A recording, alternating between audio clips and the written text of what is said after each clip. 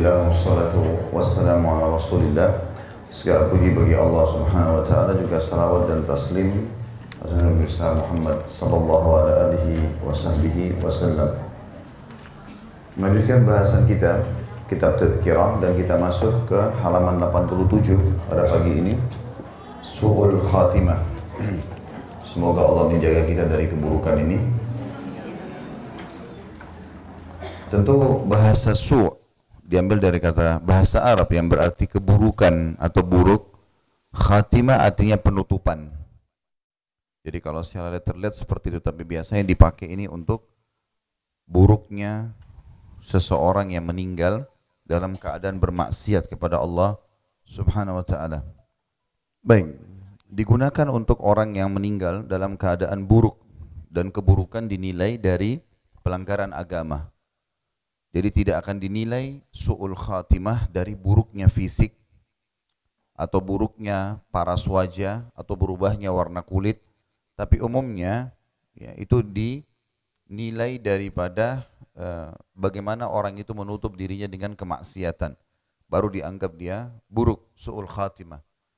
Makanya kita temukan dalam buku sejarah banyak sekali sahabat yang meninggal mati syahid dalam kondisi tubuhnya rusak.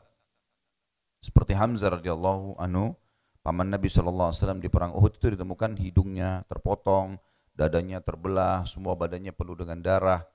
Kemudian banyak sekali sahabat, Julaibib dan yang lainnya seperti Ja'far bin Abi Thalib, Zaid bin Haritha, Abdullah bin Rawaha, mereka semua ditemukan di medan perang mati dalam kondisi jasadnya rusak.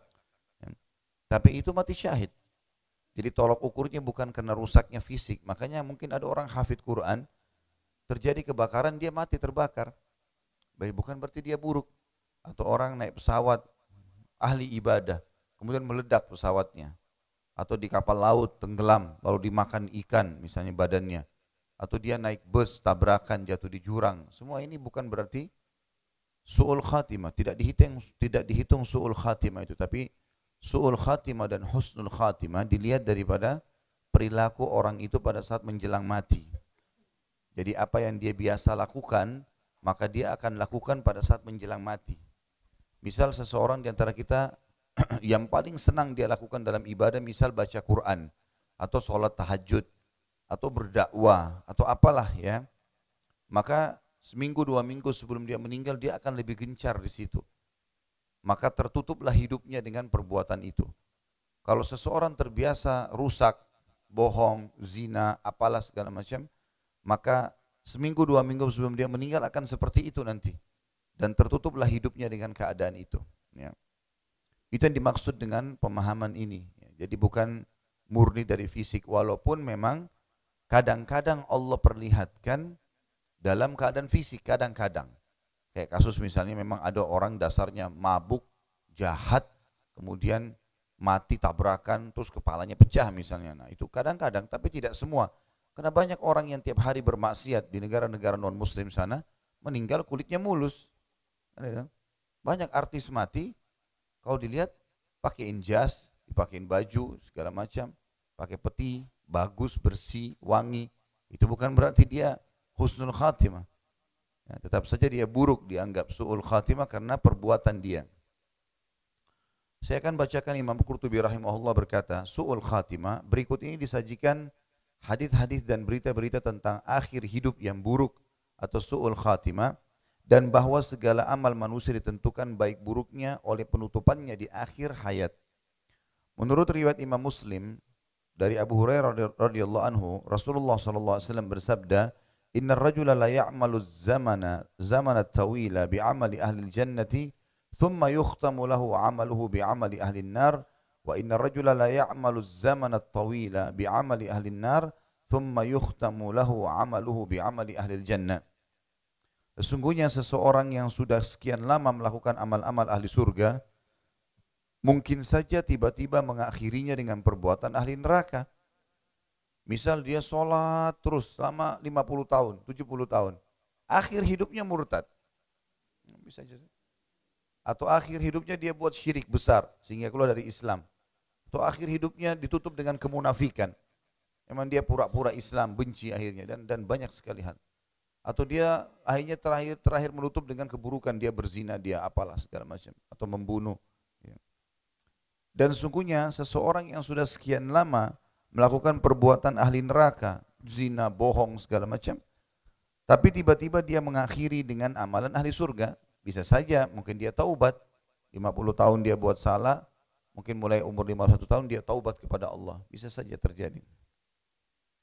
Yang jelas Bapak Ibu sekalian kita harus fahami, Allah Subhanahu wa taala sangat penyayang dengan hamba-hambanya. Termasuk bentuk sayangnya Allah adalah Allah Subhanahu wa taala selalu mengirimkan kepadanya sinyal taubat. Selalu. Terbukti orang kalau buat salah, walaupun dia sudah berulang-ulang mengerjakannya, setiap kali dia mengulangi ada penyesalan. Setiap kali dia mau kerjakan ada rasa khawatir dan takut. Ini semua adalah sinyal dari Allah supaya dia berhenti. Jangan dia lakukan atau dia berhenti, atau dia menyesal sehingga dia tidak mengulanginya. Walaupun itu orang kafir, Allah SWT berikan dia itu. Di dalam Sahih Bukhari diriwayatkan dari Sahal bin Sa'ad radhiyallahu anhu bahwasanya Nabi SAW bersabda, sesungguhnya benar-benar ada seseorang melakukan perbuatan ahli neraka, padahal dia sebenarnya termasuk ahli surga. Dan sesungguhnya benar-benar ada yang melakukan amal ahli surga, padahal dia sebenarnya termasuk ahli neraka. Sesungguhnya amal-amal itu bergantung pada akhirnya. Artinya betul-betul kita harus istiqomah. Jangan pernah bangga dengan dulu kita pernah sholat malam, dulu kita pernah mengaji. Ini bukan patokan, karena apa yang sudah kita kerjakan tercatat di buku amal. Yang tahun lalu, yang 2 tahun lalu, yang waktu masih gadis, waktu masih bujang, yang masih punya anak 1, yang punya anak 2. Bukan itu tolok ukur, karena itu semua ada. Bahkan itu terancam pada saat kita tutup hidup kita dengan keburukan. Saya kasih contoh. Orang 70 tahun Islam, umur 71 tahun murtad. Kan jadi habis semua, jadi nggak ada gunanya itu. Maka kita harus peka, menjaga semua amal tersebut. Dan harus setiap muslim dan muslimah memprogramkan dalam hidupnya, kalau hari ini lebih baik daripada kemarin. Terus begitu. Dia tersibukkan dengan itu. Terus dia tingkatkan kualitasnya. Kalau selama ini duhanya cuma 2 rakaat, sekarang ditingkatkan 4 rakaat. Sudah 4 rakaat, 8 rakaat, ditingkatkan sama dia kualitasnya. Kalau selama ini sholat malam kepepet menjelang subuh, sekarang dia mundur 1 jam sebelumnya. Kalau tadinya dia sudah sholat malam rutin, baca surah-surah pendek di juz 30, diulang-ulangin setiap malam, sekarang mulai dia membaca dari awal Al-Quran misalnya. Apalagi sudah pernah kita jelaskan ada fatwa ulama bolehnya memegang Al-Quran di sholat sunnah. Ya. Jadi kalau lagi sholat tahajud bisa kita sambil pegang Quran. Ya. Atau mungkin bisa sambil pegang handphone. Ya. Tapi program Qurannya, jadi misalnya 1 rakaat baca 10 ayat. Sebentar. Nggak usah ditanggapi. Ya. Jalankan saja. Jadi kita baca misalnya 1 rakaat 10 ayat. Ya. Tentu pegangnya Quran kecil, jangan Quran besar. Kerepotan. Tapi di sholat sunnah ya, cuma sholat sunnah, bukan sholat wajib. Wajib nggak boleh. Makanya sebagian masjid kita di Indonesia sudah amalkan itu. Di depan mihrabnya imam ditaruh Quran besar. Ya. Sehingga di Ramadan mereka bisa menghatam 30 juz. Karena tidak semua imam hafal Quran. Bacanya bagus tapi tidak hafal Quran. Maka misal kita niatkan setiap 1 rakaat 10 ayat, target misalnya. Maka 8 rakaat berarti kita punya 80 ayat 1 malam. Kalau kita terus itu bisa khatam kan otomatis. Nah, apalagi kalau sudah berjalan lagi mungkin dia tingkatkan kualitasnya. 1 rakaat saya baca 20 ayat misalnya. Berarti dia punya 20 kali 8 tahajud kan gitu. 160 ayat misalnya per 1 malam, bisa saja. Bukan mustahil nanti 1 malam 1 surah. Kalau surah-surah panjang, mungkin Al-Baqarah 280 sekian ayat, dihabisin 1 malam. Tapi kan itu bertahap ya, bertahap. Artinya harus ada upaya meningkatkan kualitas, jangan puas dengan itu. Terus saja kita tingkatkan kualitas kita. Kalau kita biasanya menghatam Quran sebulan sekali, nanti mundur. 3 minggu sekali, 2 minggu sekali, mundur. Kalau kita misalnya baca hatam Qurannya setahun sekali, kita mundur. Mungkin 8 bulan, 10 bulan sekali. Terus begitu, jadi kita kualitasnya ditingkatkan terus. Bukan mustahil nanti kita khatam per 3 hari sekali. Memang kalau kita kagetin langsung nggak semudah itu. Ini para sahabat Nabi Ridwanullahi alaihim mengkhatam Al-Quran setiap 3 hari sekali misalnya. Apalagi Utsman bin Affan mengkhatam 30 juz di rakaat terakhir witir. Ya. Yang biasa Bapak Ibu baca Qulhuwallahu itu. Ya. Nah, itu Utsman bin Affan 30 juz. Ya. Mengkhatam. Bagaimana caranya ya Allah berkahi. Itu kan tergantung bagaimana Allah memberkahinya. Rutinnya kita mengerjakan satu perbuatan akan memudahkannya, akan mendatangkan berkahnya Allah di situ. Rutinnya kita mengerjakan satu perbuatan akan mendatangkan berkah dari Allah SWT. Ada orang tidak sulit bagi dia membaca 10 juz per hari. Karena dia sudah rutin selalu kerjakan, maka jadi hal yang ringan. Tapi orang bisa merasa berat dengan zikir pagi sore, gara-gara dia jarang sekali kerjakan, padahal cuma 10 menit, 15 menit selesai. Cuma dia jadi, karena tidak pernah dia kerjakan jarang, jadi berat buat dia. Seperti itulah. Maka harusnya kita rutinkan dan harus istiqamah. Allah mengatakan dalam Al-Quran, A'udzubillahi minasyaitonirrajim, wa'bud rabbaka hatta ya'tiyakal yaqin. Sembah Tuhan kalian sampai mati datang pada kalian. Istiqamah terus sampai meninggal. Itu dicontohkan oleh Nabi SAW, dicontohkan oleh para sahabat ridwanullahi alaihim. Mereka sekali dapat kebenaran, mereka jalankan sampai mereka meninggal dunia. Jadi jangan pelin-pelan, jangan sampai kita cuma bertakwa sekian lama, lalu kita kendor lagi sekian lama. Enggak, jangan berikan kesempatan kita lalai. Syaitan nanti akan masuk di celah-celah kita lemah itu. Dan kalau sekali dia masuk musuh, kalau kita lagi pegang pedang, musuh pegang pedang, kemudian ada celah di dada kita atau di perut kita, dia nggak mungkin cuma cuil saja. Dia akan tusuk sampai kita mati kalau perlu gitu kan. Minimal lukanya rusak, berat, sehingga dia susah untuk memperbaikinya. Itu yang dilakukan oleh syaitan. Makanya jangan kasih kesempatan dia. Kita harus sibukkan diri dengan itu. Dan kemarin juga sudah saya ajarkan kaidah hidup, Bapak Ibu sekalian, dalam ibadah, sibukkan diri dengan amal sunnah, kita akan sempurnakan amal wajib. Jauhi hal-hal yang makruh, kita akan jauhi yang haram. Itu otomatis ya. Jadi mulai sekarang Bapak Ibu harus programin sibuk amal sunnah, apalagi nih, duha, qobliyah, ba'diyah, sholat sunnah wudu, sholat taubat, tahiyat masjid. Sibukkan dengan itu. Maka sholat 5 waktu jadi mudah. Karena kita sudah kerjain yang sunnah-sunnah. Kalau kita wajib aja kita berat, sunnah aja kita tinggalkan, wajib juga bisa terganggu nanti.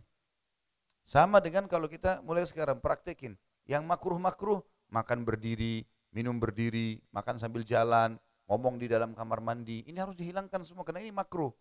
Memang enggak dosa, tapi tinggalin. Maka yang haram kita akan jauhi otomatis. Seperti itulah. Itu termasuk kaidah dalam ibadah. Coba sibukkan diri dengan amal sunnah yang wajib jadi terpenuhi. Terbiasanya orang puasa Senin Kamis membiasakan dia jadi mudah Ramadan. Ringan Ramadan buat dia. Orang biasa Senin Kamis panjang tahun, biasa aja Ramadan. Tapi kalau orang tidak pernah puasa Senin Kamis, tiba Ramadan, berat. Pekan pertama masih adaptasi kan. Nanti terbiasa juga. Tapi seperti itulah, amal-amal sunnah kalau kita sibukkan diri dengannya, otomatis amal wajibnya terpenuhi. Hal yang makruh kita jauhi, hal yang haram lebih mudah kita tinggalkan.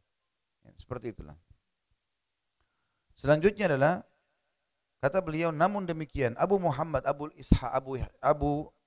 Haq, ya maaf, Abdul Haq, Abu Muhammad Abdul Haq berkata, ketahuilah sesungguhnya su'ul khatimah, semoga Allah melindungi kita darinya, tak akan terjadi pada orang yang senantiasa istiqamah lahirnya dan selalu baik batinnya. Alhamdulillah, itulah yang selama ini kita dengar dan ketahui. Tetapi su'ul khatimah selalu terjadi pada orang yang rusak akalnya atau tidak henti-hentinya melakukan dosa-dosa besar dan tidak segan-segan berbuat keonaran yang besar. Barangkali karena sudah begitu lekat perbuatan dosa itu sehingga sulit dia tinggalkan dan sampai maut datang menjemputnya dia juga belum bertaubat. Maka syaitan pun memanfaatkan kesempatan tersebut sebaik-baiknya. Dia serbu orang itu saat menghadapi keadaan yang sangat gawat. Wa'udzubillah wa iya'udzubillah, maksudnya semoga Allah lindungi kita. Thumma ya'udzubillah. Ini maksudnya dalam bahasa Arab, cuma dia tidak terjemahkan. Artinya kita berlindung kepada Allah dari itu semua. Atau pada mulanya orang itu begitu teguh, istiqomah, tapi kemudian berubah sikap. Ini saya bilang tadi. Dia istiqomah pada saat lagi kumpul sama teman-teman pengajian. Begitu tidak kumpul, mulai dia kendorin imannya. Jangan. Harus sibukkan diri terus ya. Orang mukmin tidak ada istilah vakum, tidak boleh dia diam. Tidurnya pun diniatin ibadah. Tidur supaya memberikan hak badan dan juga supaya kuat ibadah. Maka jadi ibadah kan. Saya sudah pernah bilang hal mubah pun bisa berubah menjadi sunnah, tergantung niat. Makan mubah, minum mubah, tidur mubah, mandi mubah. tapi bisa jadi sunnah. Niatkan semua itu karena ingin merawat tubuh yang Allah amanahkan, lebih kuat dalam ibadah, maka pahala. Jadi kita sudah dapat segar tubuhnya, dapat juga pahalanya. Dikatakan oleh beliau, atau pada mulanya orang itu begitu teguh atau istiqomah tapi kemudian berubah sikap. Dia keluar dari tradisi-tradisinya yang baik dan mengambil jalan lain yang buruk. Perubahan ini menyebabkan su'ul khatimah. Jadi bukan hanya sekedar orang kena terbiasa dengan perbuatan dosa seperti di paragraf sebelumnya, tapi ada juga orang kena su'ul khatimah justru karena dia tinggalkan keistiqomahannya itu. Jadi dia kendorkan dirinya sendiri. Bisikan syaitan selalu standar ya. Sama saja, kita semua sama digoda. Gampang nanti taubat, kan sudah tahu caranya.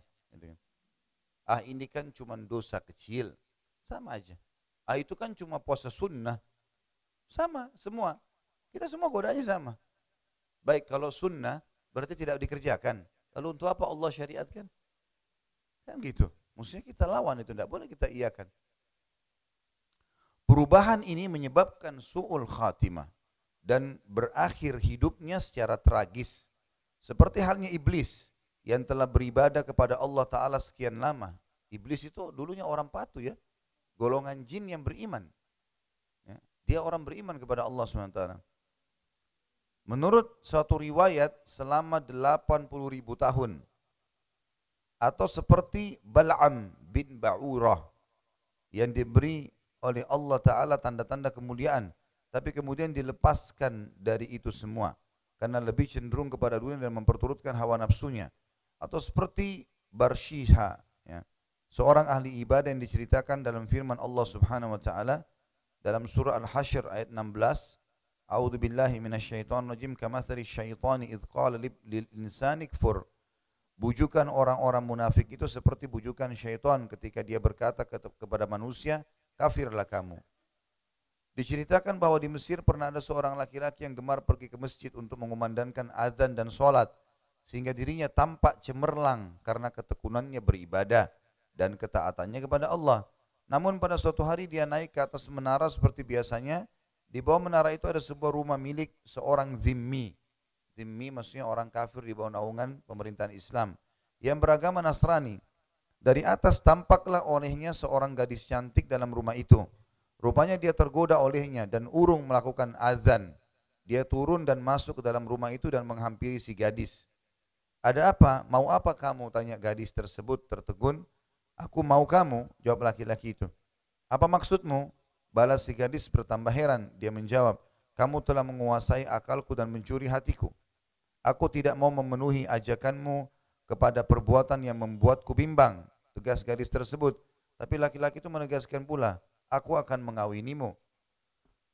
Kamu orang Islam, sedangkan aku orang Nasrani. Ayahku pasti tidak sudi mengawinkanku denganmu. Tolak si gadis tadi. Jika aku masuk Nasrani, tawar si pemuda. Kalau begitu aku mau, kata si gadis, menerima ajakan menikah. Akhirnya laki-laki itu menyatakan masuk Nasrani. Selanjutnya dia tinggal bersama keluarga si gadis di rumah itu.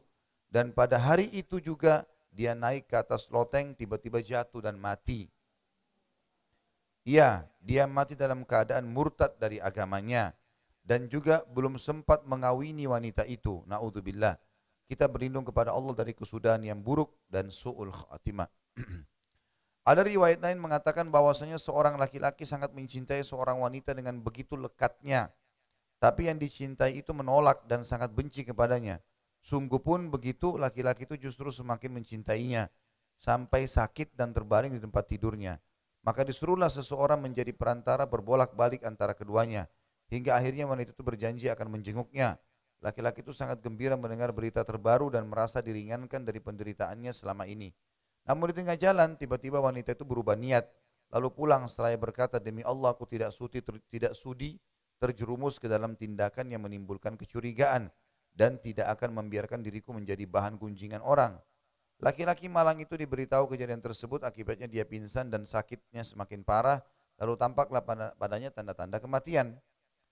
Perawi berkata, perawi maksudnya yang menukil kisah ini, saya dengar laki-laki itu berkata-kata dalam sakitnya yang sudah parah itu, salam oh pelibur lara, penyejuk jiwa yang nista, yang kurus kering dihimpit duka, didera nestafa, Keridhaanmu lebih didamba oleh hatiku yang luka daripada rahmat Sang Pencipta yang Maha Agung, Maha Kuasa.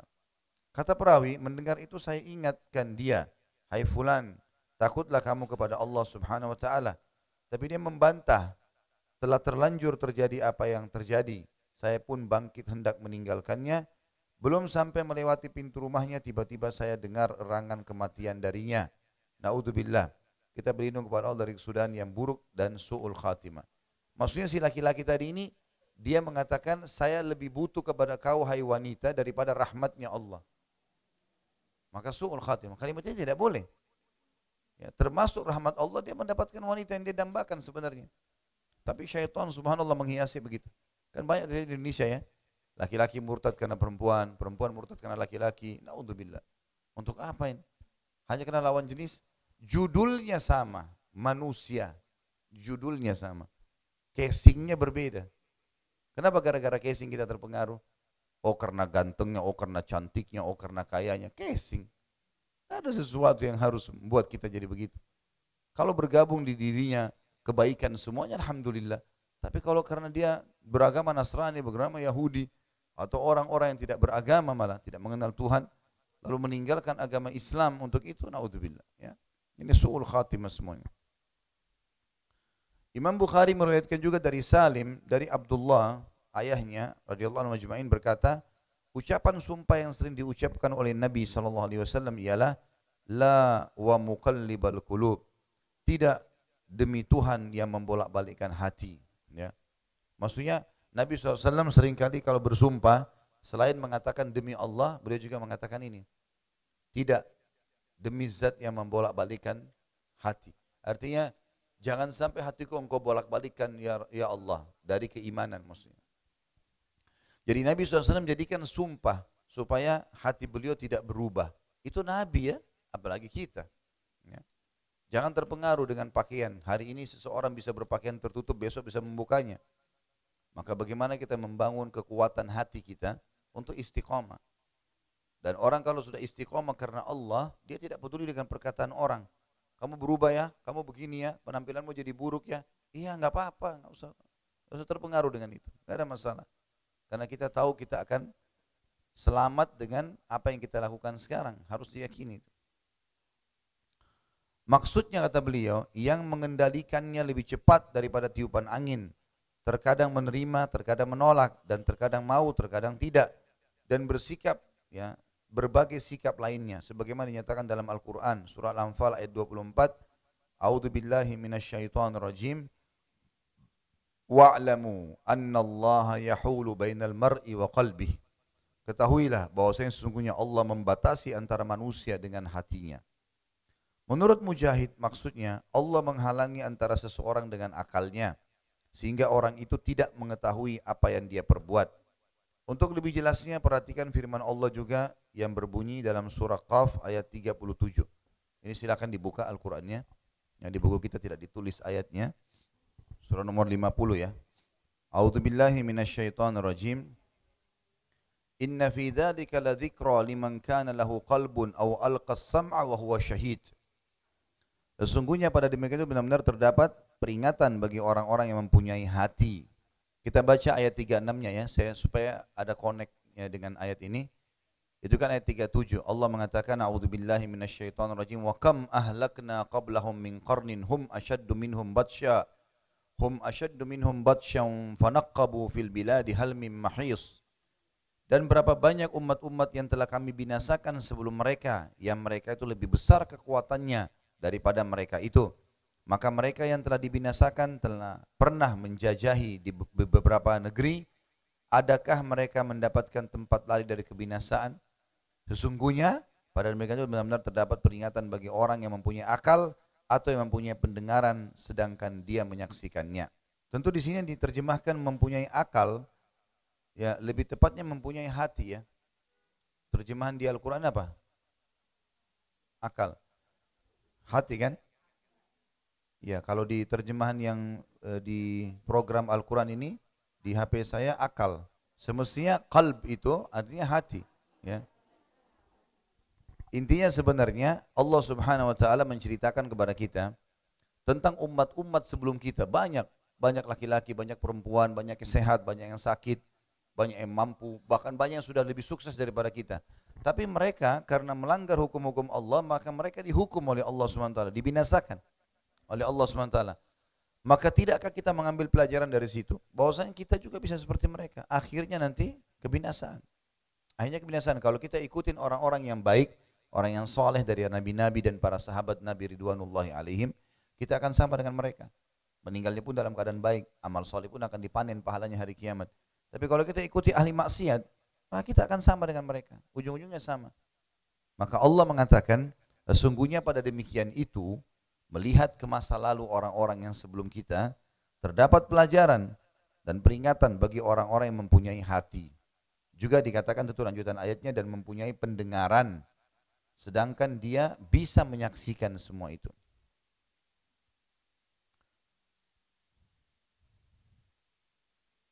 Dalam hal ini At-Tabarani lebih cenderung mengatakan bahwa ayat tersebut merupakan pemberitahuan dari Allah bahwasanya dia lebih menguasai hati hamba-hambanya daripada mereka sendiri, dan bahwa dia memberi penghalang antara mereka dengan hatinya jika dia menghendaki, sehingga manusia tidak bisa berbuat apa-apa kecuali atas kehendak Allah Subhanahu wa taala. Aisyah radhiyallahu anha mengatakan Nabi SAW seringkali mengucapkan, ya muqallibal qulub tsabbit qalbi ala ta'atik. Wahai Tuhan, pembolak-balik hati, teguhkanlah hatiku untuk selalu mematuhimu. Ya, jadi kita minta selalu doa ini supaya istiqomahnya selalu ada, tidak pernah kendor. Ya. Maka saya bertanya, wahai Rasulullah, sesungguhnya engkau seringkali mengucapkan doa ini. Apakah engkau merasa khawatir? Apakah engkau juga takut ya Rasulullah? Sehingga bisa kafir, bisa jadi lunak hatinya, bisa memaksiat. Beliau menjawab, apa yang membuatku merasa aman wahai Aisyah? Bukankah hati manusia itu berada di antara dua jari dari jari-jari Tuhan yang Maha Kuasa? Jika dia berkehendak membalikkan hati hambanya, maka benar-benar dia akan balikkan. Tentu sebagian ulama hadis menanggapi ini ya. Kata para ulama, apabila hidayah Allah itu bisa dipalingkan, istiqomah sesuai dengan yang dikehendakinya bisa dihentikan, kesudahan hidup manusia itu merupakan sesuatu yang gaib, dan kehendak Allah tidak bisa dikalahkan, maka janganlah kamu membanggakan imanmu, amalmu, sholatmu, puasamu, dan seluruh amal kebaikanmu yang lain. Karena meskipun itu merupakan hasil karyamu, tetapi tetap ciptaan Tuhanmu juga, dan menjadi anugerah yang Dia karuniakan kepadamu. Maka dari itu kalau kamu membanggakan itu semua, berarti sama halnya orang yang membanggakan harta orang lain. Bisa jadi sewaktu-waktu dia mengambil harta miliknya itu darimu, lalu hatimu menjadi kosong dari segala kebaikan, melebihi kosongnya perut onta dari makanan. Artinya orang beriman, dia bersangka baik dengan Allah. Kalau dia sudah istiqamah, Allah akan tutup dengan husnul khatimah insyaAllah. Tapi tetap dia harus berada di poin yakin kalau Allah Subhanahu wa taala bisa membalikkan dia setiap saat. Maka dia harus bisa istiqamah, dalam arti kata selalu saja berusaha bertaubat, memohon, merengek sama Allah, begitulah. Ya. Kasus misalnya Nabi Nuh alaihissalam. Nabi Nuh alaihissalam, Nabi Allah, faham tentang hukum Allah SWT. Beliau pada saat anaknya mau meninggal, mau tenggelam, dia panggilkan, anakku naiklah ke kapal. Tidak bisa, ini azabnya Allah. Dia bilang, saya akan lari ke atas gunung menyelamatkan diri. Kata Nabi Nuh, tidak ada lagi yang bisa lolos hari ini. Akan disiksa oleh Allah. Anaknya enggak mau. Anak, seorang ayah, peduli dengan anaknya dan merasa prihatin. Rupanya di depan mata Nabi Nuh alaihissalam ombak naik dengan cepatnya lalu menenggelamkan anaknya. Sebagian ahli tafsir mengatakan jenazah anaknya lewat di dekat kapalnya Nabi Nuh. Nabi Nuh lihat.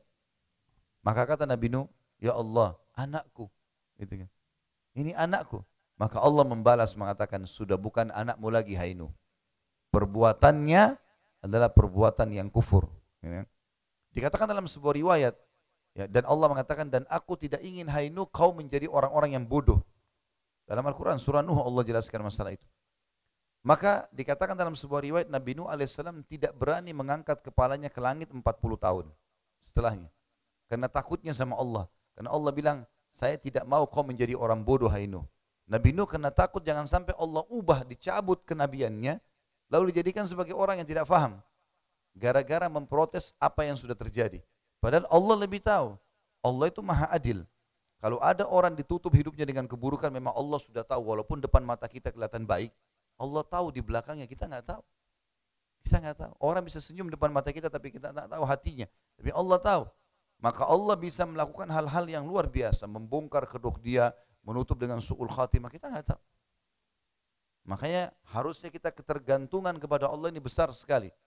Selalu memohon agar ya Allah, ya sampai pernah Nabi SAW naik bersama Mu'adz bin Jabal di atas satu tunggangan. Lalu kata Nabi SAW, hai Mu'adz, aku mencintaimu. Ini keutamaan sahabat Mu'adz radhiyallahu anhu, karena Nabi bilang, aku mencintaimu. Orang lain mengatakan, ya Rasulullah, aku mencintaimu. Ini Nabi yang bilang kepada Mu'adz. Ini sebuah karunia. Oleh karena itu, jangan kau tinggalkan habis sholat, doa. Allahumma a'inni ala dzikrika wa syukrika wa husni ibadatik. Apa artinya? Allahumma a'inni. Ya Allah tolong aku, gitu kan? Selalu bantu aku. Allahumma inni ala dzikrika, supaya selalu lisanku berzikir. Wa syukrika, selalu bersyukur. Wa husni ibadatik, dan memperindah, menyempurnakan ibadah kepadamu. Minta tolong kepada Allah. Tidak boleh kita merasa sombong. Oh, saya sudah bangun masjid, saya akan selalu sholat. Belum tentu. Belum tentu. Bisa saja mungkin karena kesombongannya malah Allah alihkan dia. Jadi nggak boleh kita terbawa dengan arus seperti ini. Jangan berbangga-bangga dengan amal. Ada orang baru masuk taklim, oh ini orang baru masuk, saya sudah 10 tahun lalu. Mungkin dia lebih baik, Allahu a'lam. Kita nggak tahu. Kita nggak tahu ini, siapa tahu. Ya, jadi jangan sampai kita merasa oh lebih daripada orang lain, belum tentu. Mungkin dia lebih baik, kita nggak tahu. Ya. Makanya tidak boleh kita menilai orang secara zahirnya. Itu kuasa Allah Subhanahu wa taala. Lalu kata beliau, ya, betapa banyak taman-taman yang kemarin dipenuhi bunga-bunga indah yang mekar. Esok harinya tiba-tiba layu berguguran saat diterpa angin kencang. Demikian pula manusia yang kemarin hatinya terang bercahaya berkat ketaatannya kepada Allah. Namun esok harinya tiba-tiba gelap dan sakit akibat maksiat kepadanya. Begitulah, apapun bisa dilakukan oleh Tuhan yang maha perkasa, maha bijaksana, maha pencipta, dan juga maha mengetahui. Ya, kalimat terakhir maha mengetahui perlu digarisbawahi, artinya Allah memang lebih tahu orang ini bagaimana keadaannya. Dia bisa berkedok di depan manusia tapi di belakang nggak bisa. Sekarang dari mana kita bisa tahu Bapak Ibu sekalian, di majelis kita ada seseorang bukan muslim datang, dia pakai jilbab, dia pakai kopiah, kita nggak ngerti. Bisa terjadi. Dia berkedok kita nggak tahu, atau orang-orang munafik, dia pura-pura datang. Dia hanya sekedar untuk liatin orang. Nanti kalau bubar, bangga-bangga, saya juga hadir, saya juga ini. Bisa saja. Kita nggak tahu, kita, oh ini orang hebat nih. Bukunya banyak coret-coretnya. Bahwa begitu kita tanya nggak ngerti. Bisa saja terjadi. Saya tidak singgung siapapun, ini contoh saja. Karena di majelis Rasulullah SAW ada orang munafik loh. Di zaman Nabi, Abdullah bin Abi Salul hadir loh. Bukan nggak hadir. Hadir di majelisnya Nabi, dengarin ceramah loh. Tapi munafik, meninggal dalam keadaan kafir. Dia begitu bubar, baru dia bilang, ah itu nggak benar tuh. Begitu loh, itu ciri-ciri orang munafik. Dijelasin di majelis, dia bisikin orang, ah itu nggak benar, tuh garis keras tuh, itu begini tuh, itu begini. Ya nggak usah hadir kan, nggak usah dengar, cari aja yang garis ringan. Kalau dianggap itu garis keras, ini haram nggak boleh, sudah cari yang ringan-ringan deh. Cari majelis yang lain atau sekalian di pinggir pantai sana gitu. Masuk di majelis saya diingatkan haram ya haram, halal ya halal. Tapi ada orang begitu subhanallah. Di majelis saya pernah ditemukan begitu oleh beberapa ikhwah, tim lagi keliling di belakang, ada orang gitu, duduk, ini garis keras nih. Rupanya orang ini memang, dia duduk sini nih. Nanti dia berapa menit lagi pindah ke sana loh. Dia ngomong lagi sama jemaah yang sebelah sana untuk ngacoin majelis. Ya, seperti itu subhanallah, ada orang. Jadi tidak bisa kita nilai orang dari performanya, tapi kalau penampilan luar biasa. Kalau cuma lihat sepintas, itu luar biasa. Nah, kita tidak tahu. Kita memang sebagai manusia disuruh hakimi secara zahir. Tapi Allah tahu. Makanya jangan heran. Loh kok ini orang kayaknya majelis taklimnya hadir terus setiap Kamis nih. Atau setiap taklim ada terus. Kalau azan ke masjid terus. Tapi kok dia matinya begitu ya? Ya. Kedapatan dia lagi di diskotik mati. Tabrakan keluar. Allahu a'lam. Nggak tahu. Allah lebih tahu. Makanya kita orang mukmin itu, Bapak Ibu sekalian, apa yang kelihatan dalam performan dia, itulah hatinya. Memang dia baik, memang baik karena Allah. Nggak ada riak-riaknya ini. Dia sholat memang karena dia mau pahala, di hadis majelis taklim karena dia mau ilmu. Memang dia begitu. Jadi apa adanya, Allah pun tutup dengan itu. Jadi jangan sampai bermuka dua, nggak ada gunanya. Allah SWT bisa membongkar semua itu. Menurut riwayat An-Nasai dari Utsman radhiyallahu anhu berkata, jauhilah khamr karena khamr itu biang segala kejahatan. Sesungguhnya ada seorang lelaki ahli ibadah di kalangan umat sebelum kalian, dia dicintai oleh seorang wanita pelacur. Wanita itu mengirim pembantunya untuk menyampaikan pesannya kepada laki-laki itu. Sungguh kami mengundangmu untuk menyaksikan pernyataan syahadat kami. Maka laki-laki itu pun berangkat bersama pembantu itu.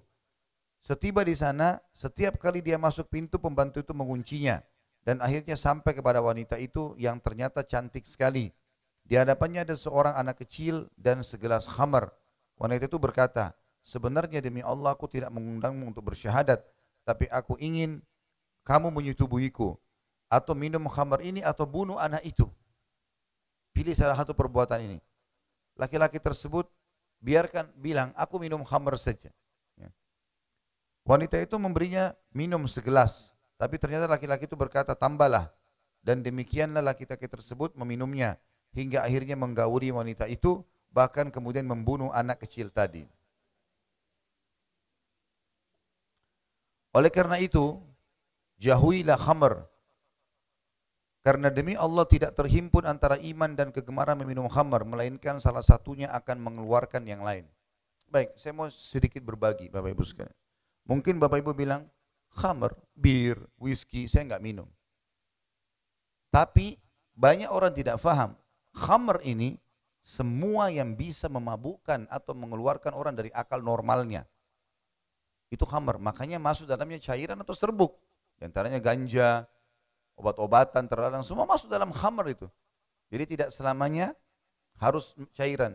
Baik, saya juga jauhi kau Ustaz. Saya enggak minum cairan, saya juga enggak makan serbuk-serbuk itu. Baik, lebih dalam lagi. Makanan dan minuman yang bercampur dengan haram. Tapi kita sudah tahu sebenarnya, coba pernah dengar, tapi tidak apa-apa deh makan. Baik, ini makan ada alkoholnya loh sekian persen.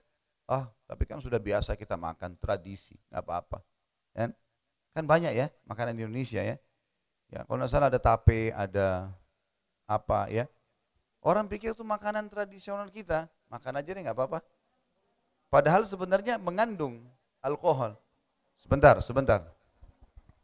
Saya pernah keluar dari tol Cikampek, waktu itu ada ceramah di ujung sana. Begitu keluar ke arah kiri, mau ke komplek perumahan, di sebelah kiri banyak jual makanan tradisional kan. Saya mampir, saya beli beberapa cemilannya. Terus ada tapenya lagi dipasang, baru selesai, lagi digantung. Saya tanya yang punya, Pak, saya mau tanya Pak, ini beralkohol nggak? Ini kalau saya makan beralkohol nggak? Dia bilang kalau baru dibuat begini Pak, belum. Bahasanya dia, ini belum. Tapi kalau sudah 3 hari, udah mulai. Buktinya ada busa-busanya. Baik, kita biasa beli es campur nggak? Ada pakai itu nggak? Sudah tahu belum itu sudah berapa hari tapenya? Khamr tuh. Benar nggak? Loh, ini realita lapangan. Makanya saya bilang kadang-kadang, kadang-kadang kita berpikir hanya bir, whisky, obat-obatan. Ternyata ada banyak dalam realita kita yang harus kita lebih hati-hati. Berbahaya. Kalau kita minum sekali, belum memabukkan, tapi rutinitasnya akan mengganggu akal. Salah satu efeknya, sebentar, jangan ribut dulu. Salah satu efek seringnya mengkonsumsi yang beralkohol, bukan cuma alkoholnya sebenarnya. Alkohol itu salah satu bahasanya, dia mengubah akal. Tidak harus beralkohol, makanya serbuk-serbuk kayak ganja segala macam nggak ada alkoholnya, tapi memang dasarnya dia bisa memabukkan, mengubah akal orang. Salah satu pengaruh dia adalah lalainya orang untuk berzikir dan ibadah. Efeknya ke situ. Jadi orang jadi malas untuk ibadah. Ternyata salah satu penyebabnya hanya karena masalah itu. Berapa banyak kita lalai, terutama masalah makanan minuman ya. Ini restoran masuk, halal atau enggak? Kan cuma makanan. Masalah kan cuma makanan membuka pintu itu. Jadi kita kayak gampangin, nggak apa-apa deh. Padahal mungkin dia pakai ancu dalam menggoreng nasi gorengnya misalnya. Arak, kan arak Cina itu kan anggur merah, seperti anggur merah. Itu khamar itu Itu memabukkan itu. Nggak boleh gitu kan. Contoh saja, nah banyak sekali. Berapa banyak orang di antara kita tidak kritis hanya karena mau makan. Pertanyaannya sederhana, kalau saya tidak makan di situ kenapa? Kan nggak apa-apa. Masih banyak makanan lain. Kita kadang-kadang, oh ini karena makanan asing nih, terkenal dari luar negeri. Teman-teman saya sudah coba. Memang kalau nggak makan kenapa? Lebih enak ikan gurame makanan Indonesia halal. Apalah, kan banyak makanan kita halal. Tapi subhanallah begitu. Nah ini contohnya saja. Mungkin sekali dua kali konsumsi belum berpengaruh ya. Tapi ke depannya pengaruhnya besar itu. Kalau terus rutin dilakukan, pengaruhnya besar. Berapa banyak orang buka puasa dengan itu? Bentar, jangan ribut dulu. Berapa banyak orang buka puasa dengan itu? Ya. Puasa, ibadah. Buka puasa, nah, pikirin sendiri. Baik, sekarang kita makan kue-kuean. Ibu-ibu suka belanja kue-kue. Ada roomnya enggak? Sebentar, saya tidak bicara semua kue. Saya bicara ada kue yang ada roomnya kan? Banyak orang pakai jilbab yang beli. Sudah tahu ada roomnya. Kenapa nggak nanya? Khamar loh itu. Khamar, sebentar. Jangan ribut dulu. Jangan bentrok suaranya dengan saya. Diskusi masalah jenis makanan di luar majelis. Di sini saya cuma kasih teorinya. Jangan dilanggar. Karena itu masalah. Makanya kritis ya. Beli. Saya sampai pernah baca tentang kue sus saja. Itu masih ada pakai itu. Saya pernah beli, sebentar. Jangan ribut dulu. Biarin saya ngomong. Saya pernah beli di salah satu mall. Saya sampai tanya loh. Ini bu, ada roomnya enggak?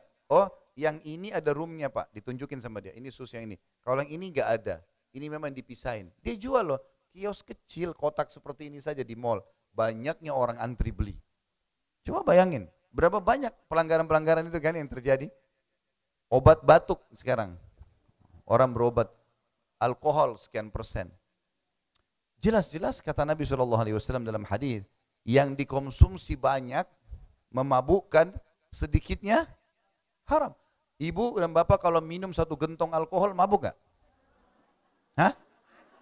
Ya sudah, berarti satu tetesnya haram. Ngerti gak? Karena Nabi SAW bilang kalau dikonsumsi banyak memabukkan, sedikitnya haram, nggak boleh. Kita makan ganja 1 kilo, mabuk. Jadi hilang akal. Jadi kayak orang percaya diri berlebihan, apalah mau buat apa saja gitu kan. Baik, kalau 1 lembarnya haram. Memang sudah begitu hukum syar'inya. Maka harus dipahami. Berarti kalau ibu-ibu lagi beli obat untuk rumah tiap bulan, persiapan, tanya apotekernya, beralkohol nggak? Saya mau beli obat yang tidak beralkohol. Saya bilang sama istri saya begitu. Masuk di apotek tanya, jangan pernah sentuh ada alkoholnya walaupun 0,001%, gak ada ceritanya.